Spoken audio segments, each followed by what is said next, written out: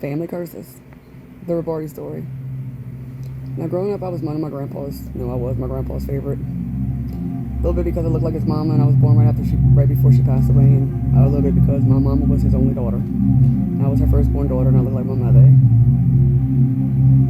But it wasn't until I was way older that I was actually told the story by my grandfather about how it really all came to be. See, I was right on side of him, and my whole family, all my cousins and them, they'd always pick on me. Be like, "Oh, TT girl, Papa's favorite," and it was a big ongoing joke. But my grandpa was our matriarch, so like he was respected majorly.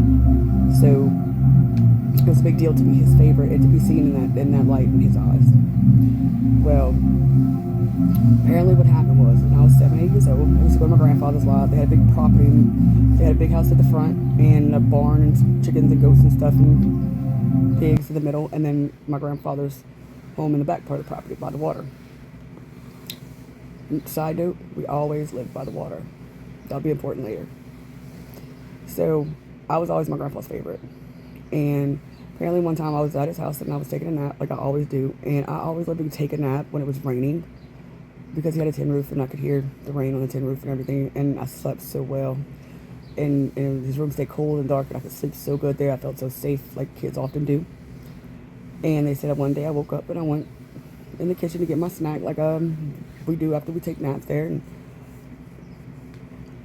my grandpa started talking about his mama and he often did that when he missed her on certain days, especially when it rained. And he was telling me how much I look like her again and how I have a beauty mark by my eye like her and all this. And I'm only 7, 8 years old at the time, and I looked at him and I said, "I know." And he's like, "What you mean, I said, "I know I look like her." And he says, "How do you know that?" And I was like, "Because I know." He was like, "Baby, you couldn't know that.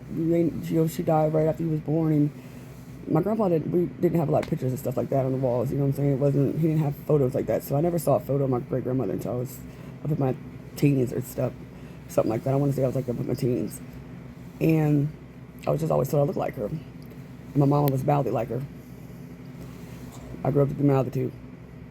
But I told him I know. And he's like, "How do you know?" I said, "Well, because when I sleep in your room, I dream of her." And my grandfather says, "What?" And I said, "Yeah, when I sleep in your room, she comes and talks to me in my dreams." And I'm a child of 7 or 8. I don't know what I'm saying at the time. You know what I mean? Everybody says this. Little kids and drunk people tell the truth.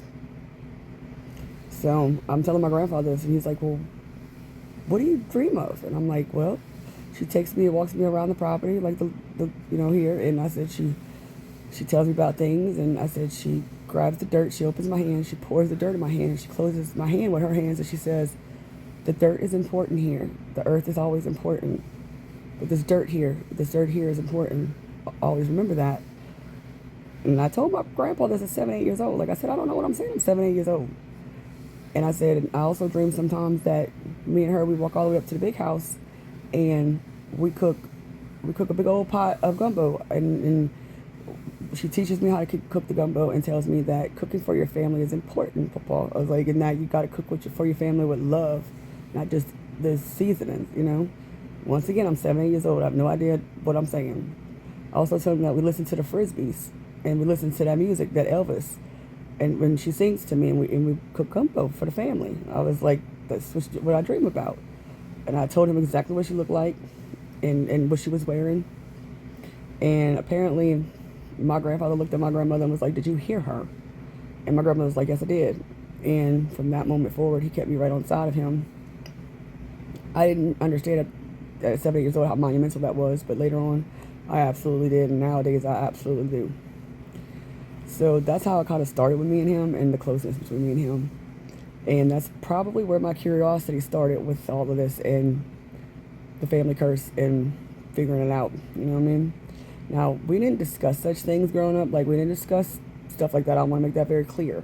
I said we wasn't allowed to gossip, and we didn't talk about such things. Like, you know what I mean? So if it happened, I discussed it with my grandpa, and I would let him know, and you go talk to him privately or whatever. But like, we never gossip. I wasn't until I was a grown woman in my late 20s that I found out that there are a lot of dream walkers in my family. Like my grandfather's sister, and my grandfather. Like, yeah, like there's a lot of them, and I went to them freaked out, and I was like, I don't want to be evil. I don't want to be a witch. And he was like, no, baby, that's not what we are. We don't like that word. Don't ever say that about yourself.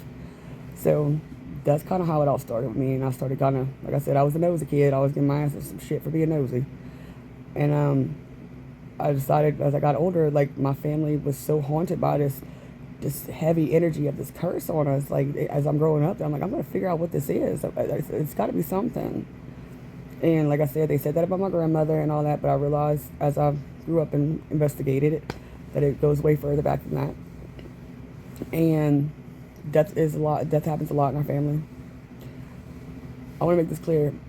Almost my entire family bloodline, like I said, I came from a very large family, is gone on my mother's father's side. There's very, very few of us left compared to the vastness of my family's number. Whenever I was 10, 12 years old, and I'm almost 40 now. And we're damn near depleted. Coming from one of the biggest families to the family that's barely hanging on, you'll start believing in curses. You'll start believing in things like that. Especially when my generation grew up, because we were the ones that talked about it, and we were starting getting scared. I'm like, oh, every time somebody would die, I'd be like, nobody panic. Nobody panic, everybody just stay real calm and don't do nothing stupid. And I've lost a lot of people that are very close to me that I loved very deeply. And I just had to figure out what the hell it was.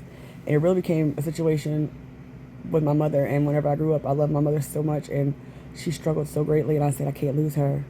I can't let this curse get her. It did. But like I said, there's reasons for that. There's blessings and there's curses. And they coincide. And that's what I'm telling the story for, because I know there's got to be somebody out there that's like, man, my family's got to be cursed. You probably are. But I'll explain why that's a blessing through all of this. So stick with me. But, yeah, so my family's the Rivardis, and we're well known down here in the bayou. And my nosy ass started digging, and I just had to figure out this curse. And I did. And I'm thankful. And I wish my grandfather was here for me to tell him. But I know he's watching out for me. I know he's guiding me. And all my other ancestors before him. Let me get something straight right now, though. Like I said, we are not witches. I hate that Halloween term. There is such thing as dark magic and dark evil entities and things. There are things that go bump in the night that you do not want to mess with. And I also believe that I grew up in church. I believe God is very real. My higher power, my higher energy is very, very real. I'm part of something so much bigger. I know this. It's just inside of me. I don't need anyone to tell me, prove it to me. I know this. So I want to make it clear that I grew up in church every day of my life. I sung in church. I spent every day, 6-7 days a week in church. My grandfather was a pastor of a church. My uncle was a pastor. Like, I have many pastors in my family. I'm ordained to marry people and do funerals and stuff like that. So I want to make that clear. This is not an evil thing. This is not a witch thing. But curses and things like that, like dark stuff, like the devil, is real. If there's light, there must be dark. And you have to know both sides in order to walk the gray liner. You can't teeter-totter. You can't be all light. You can't be all dark. You have to walk the silver lining. My grandfather told me that as I was growing up, and I understand him now.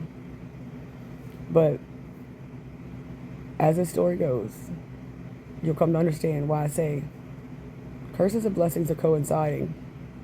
Dark and light must coincide. Yin and yang, baby. Yin and yang. The silver line is where you want to be. That's where your equality is, your equal energy, your best vibrations are. And all of those things are together. Doesn't make you evil if you believe in God and also believe in energy. God is the most ultimate power of energy. And the devil is the most darkest. It's all one thing. It all coincides. That's why blessings and curses do. Stay with me. Next video I drop, I'm going to tell you about my mama. How much I loved her so. This is the story of the Rivardis. And how we are cursed, but yet we are blessed.